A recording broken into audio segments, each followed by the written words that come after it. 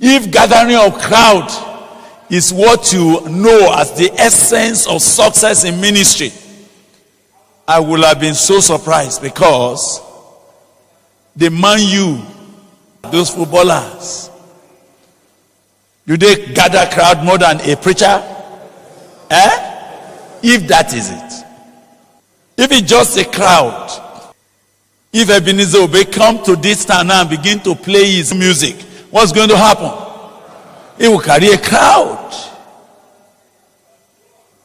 If it is the crowd that is the measure of spirituality, then we will have gone to learn all the method that attracts crowd. But here Brother Paul saying, I determined to know nothing among you except Christ and him what? Crucified. They knew that the power of his resurrection is the only authentic power for life and for ministry. But you can never experience power of resurrection if there is no death. You don't talk of resurrection where death has not occurred. Am I right? On the day when Jesus rose, the testimony of the angels was that they told the women,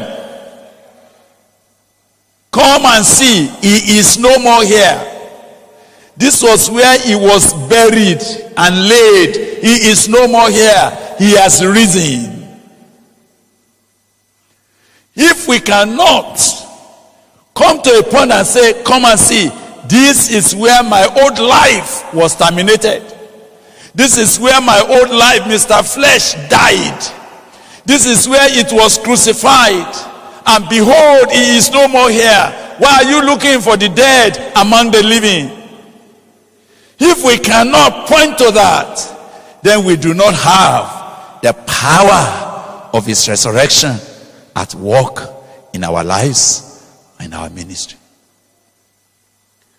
And Brother Paul recognized that there is power of oratory, there's power of eloquence, there's power of public speech that many people used to applaud, people used to clap for. This man is a great speaker.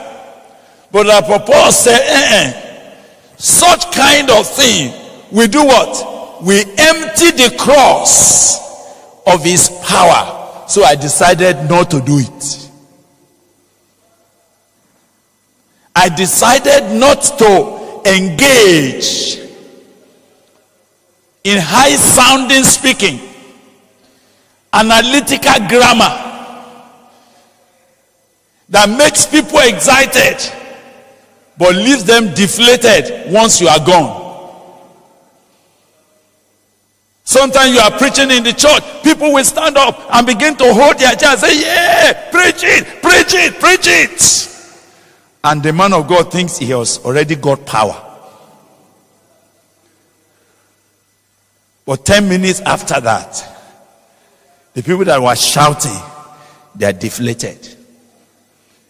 They are going back to the same problem they came with.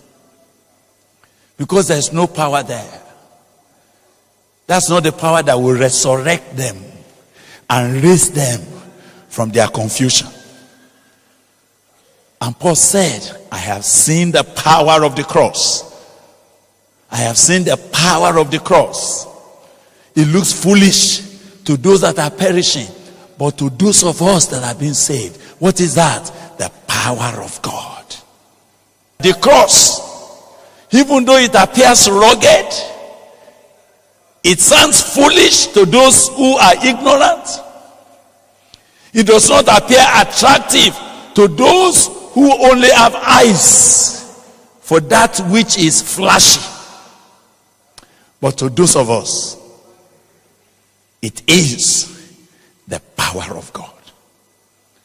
It is the power of God. And that preaching, we must never preach in a manner as to rob the cross of his power and of its effect on the hearts of men. So my first submission to you is that the cross is what? Is powerful. Is the power of God. And that those who come to experience the cross, they are also the people who are coming to experience the power of his resurrection. And any power that any preacher wants to have in order to affect men, in order to change them, in order to break the shackles of sin and of the devil from their lives, it has to be the power that emanates from the cross. If it is not, it is going to be a fake power.